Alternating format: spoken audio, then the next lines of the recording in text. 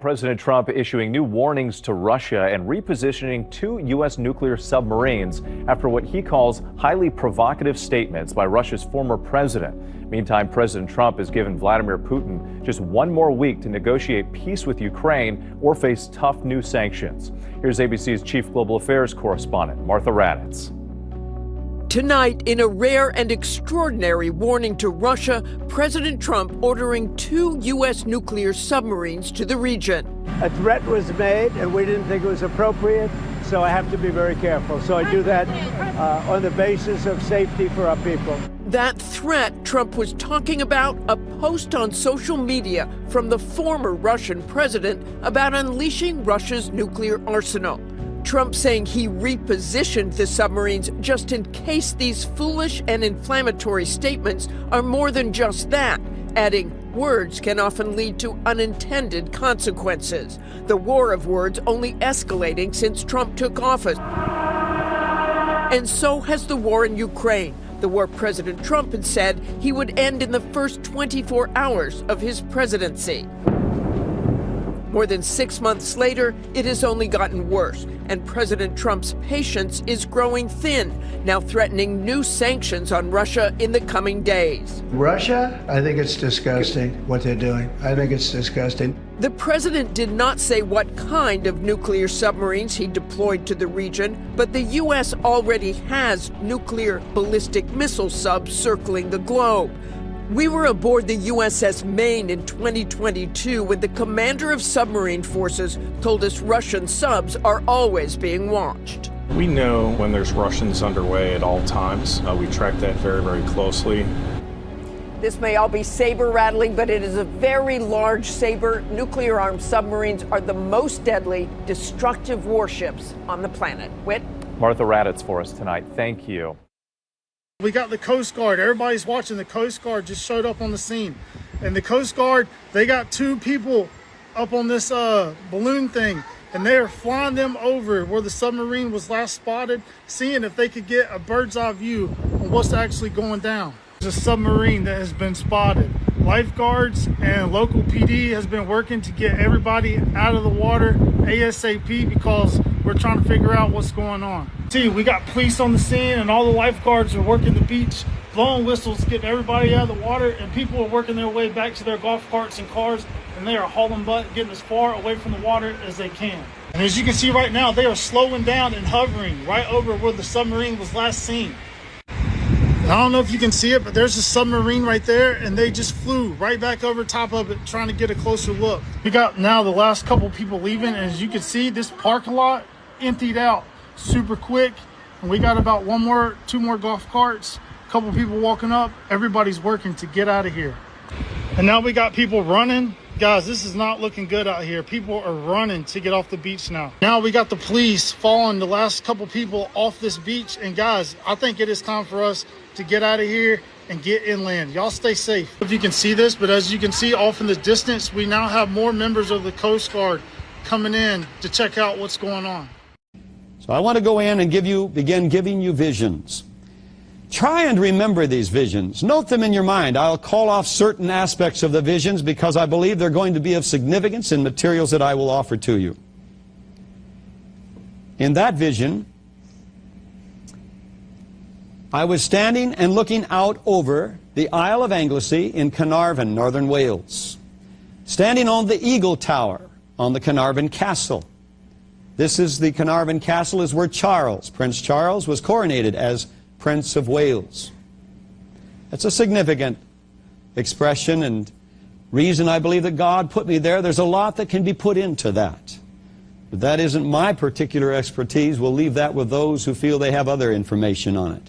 However, as I stood there looking out over the Isle of Anglesey from the Eagle Tower, it's the tallest tower of the Carnarvon Castle, all of a sudden, looking out across over the Irish Sea, the tip of the Irish Sea into the North Sea, I was caught up into the heavens and looking down on the earth like a globe. And as I looked down on the earth like a globe, I saw a massive military movement coming out of an area up by the Arctic. And I couldn't figure out what this was, what was going on, why a military, Navy, and Air Force, why it would be going out between the United States and Europe up above Finland, going out through the Icelandic Gap, and heading down between the United States and Europe, and making a curl all the way around the Horn of Africa towards the Persian Gulf. Now that's significant. When all of a sudden, I was alarmed because of that. You would have been too. I looked over toward the United States and I saw something I had never seen in my life. I had never even preconceived the thought of it. I had always thought that the United States was wiser and more powerful than to allow Russian subs to be parked right almost on our beaches per se. What I mean by that is you could see the submarines down under the water, but there were areas that the sand still had drifted on down from the beaches into the depths. And the submarines were sitting there aimed at America.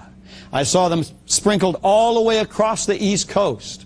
When I saw that, my family at that time lived in Portland, Oregon. I was alarmed, of course, and I wanted to look over toward Portland to see what was going on. And as I looked across the continent of the United States of this globe, I saw the submarines from way up by Washington, the top of Washington, all the way down around towards San Diego, poised in the same way all the way along our coast in the north from the Pacific side. Then something else caught my attention. I began to see radio towers going up all across the nation.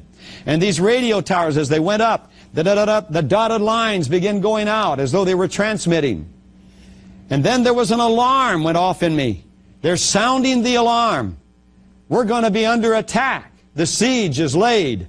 When all of a sudden I was watching these radio dots going out like the transmitting of a warning, and instead of the people being warned, they sprinkled to the ground like dust.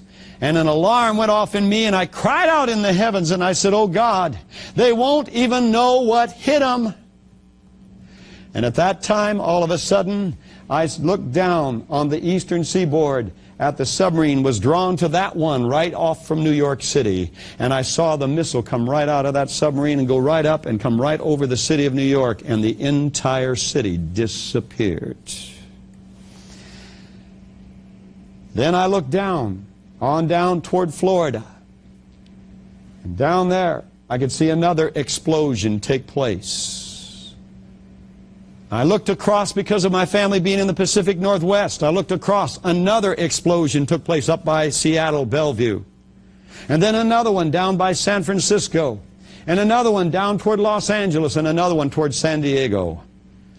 And there I stood in shock as I was watching these explosions take place and these cities literally disappearing from off the face of the earth.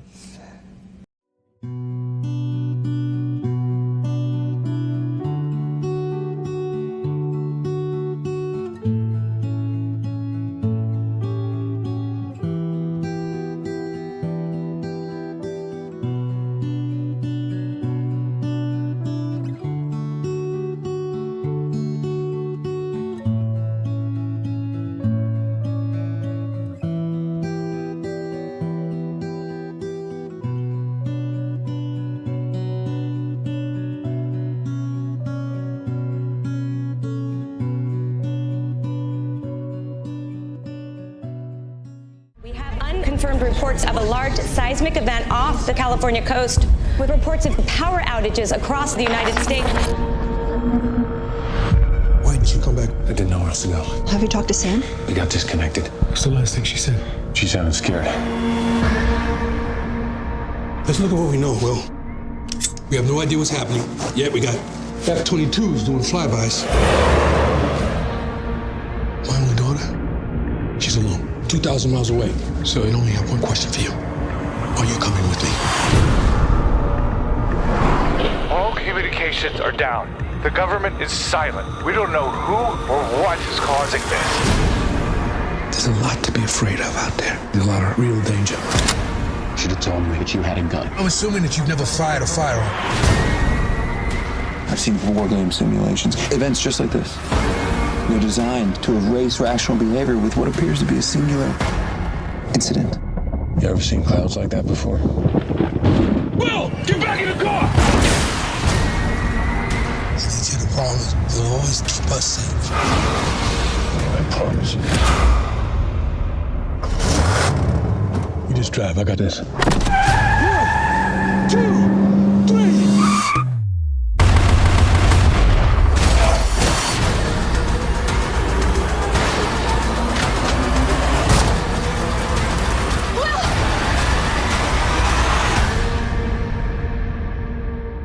Can't stay like this forever. Do you really think that?